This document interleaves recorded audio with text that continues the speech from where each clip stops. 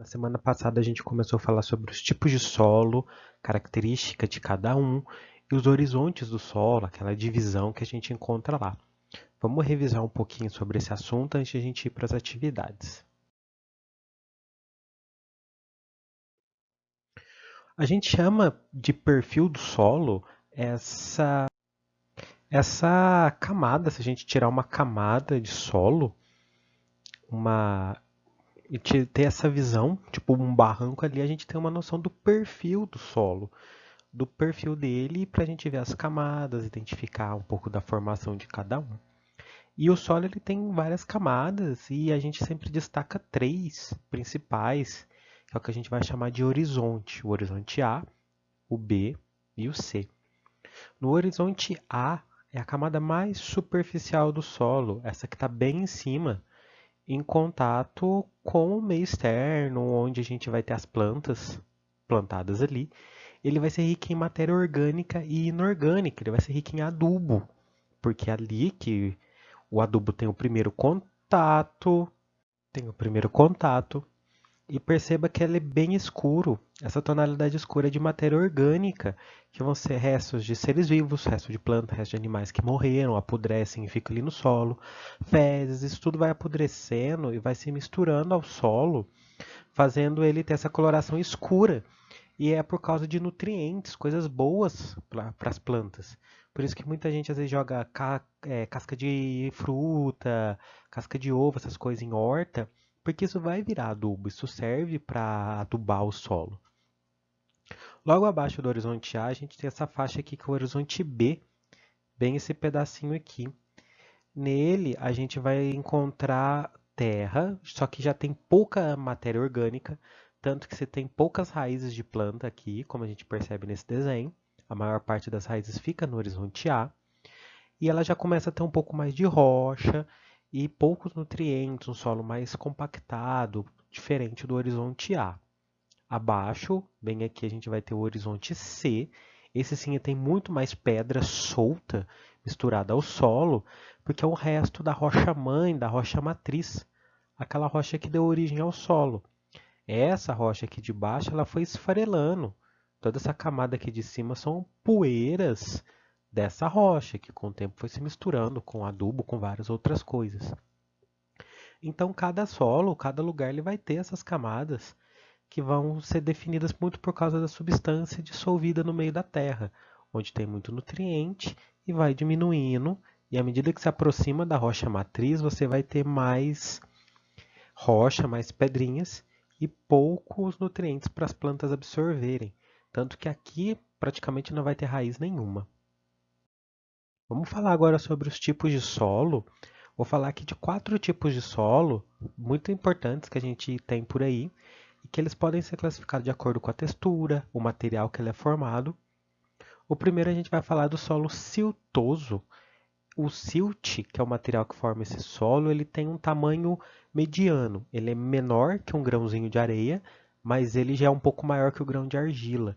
Então, o solo que tem uma permeabilidade média, ele absorve um pouco de água bem ali, ele consegue ser bem fértil, muita coisa nasce ali, ele consegue ter uma estabilidade boa.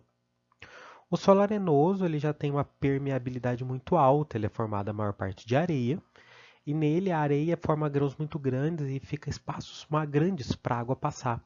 Por isso que quando chove, a água molha a areia e logo a areia já seca, a água passa direto.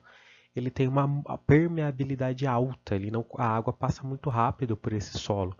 Por isso são poucas plantas que conseguem nascer nesse tipo de solo, porque ele não consegue reter a água ali dentro para essas plantas terem disponíveis para ela usar no dia a dia delas. O solo argiloso, que é um solo rico em argila, ele já é um solo pouco permeável. A argila, as partículas dela são muito pequenininhas e ficam muito juntas. Por isso, a água não tem espaço para passar entre eles. Por causa disso, quando dá uma chuva em solo argiloso, a água fica empoçada, como a gente vê aqui. A água não consegue descer, ou quando consegue demora muito, é muito devagar.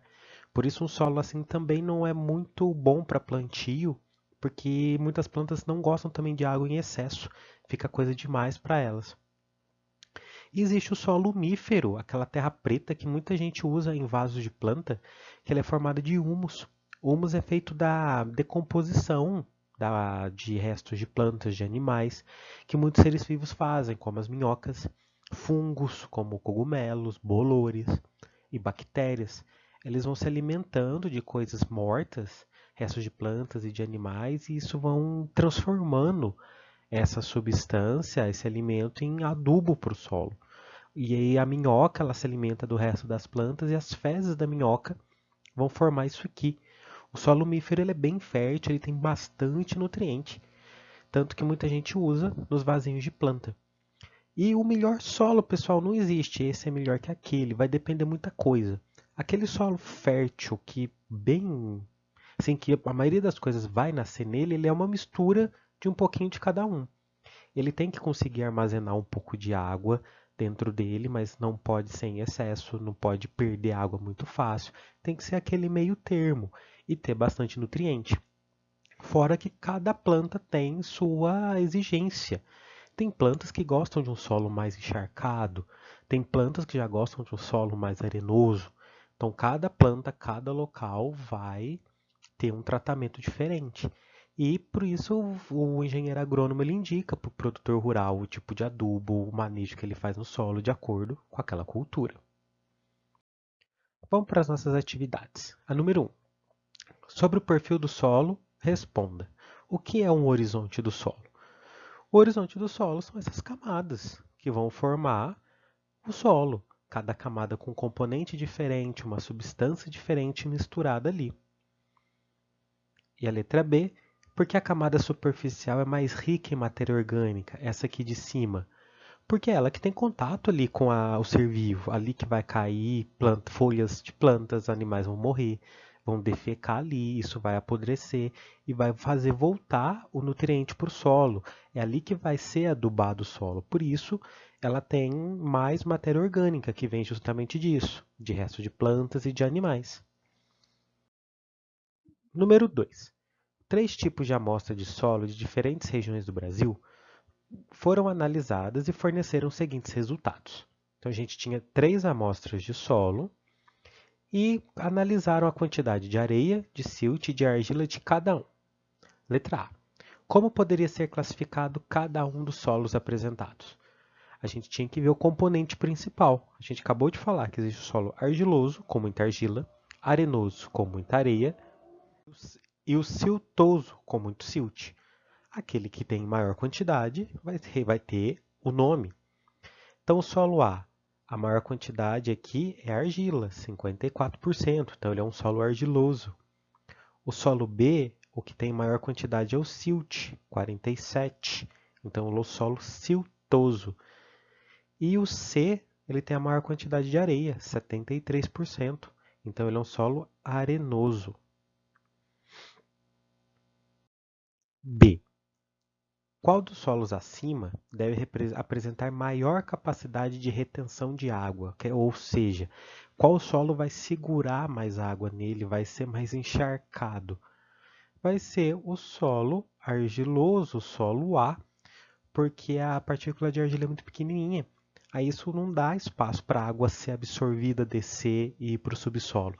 Ele fica retendo água nas camadas superiores e fica tudo empoçado, como a gente vê aqui.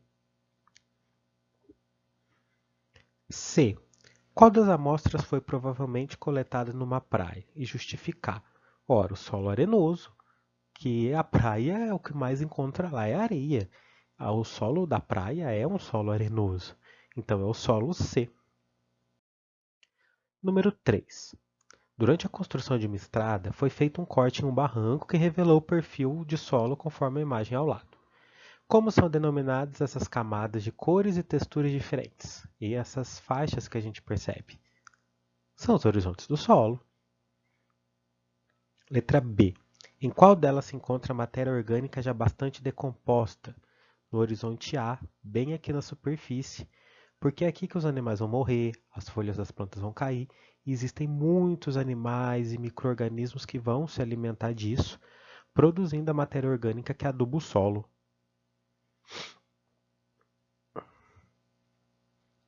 E a letra C. Onde preferencialmente se localiza a rocha matriz? Se localiza aqui embaixo, abaixo do horizonte C. Pessoal, essas eram as atividades dessa semana. Espero que tenham acertado. Lembre-se, qualquer dúvida, é só me chamar. Não deixem de fazer essas atividades que são muito importantes para vocês. Ok? Até mais.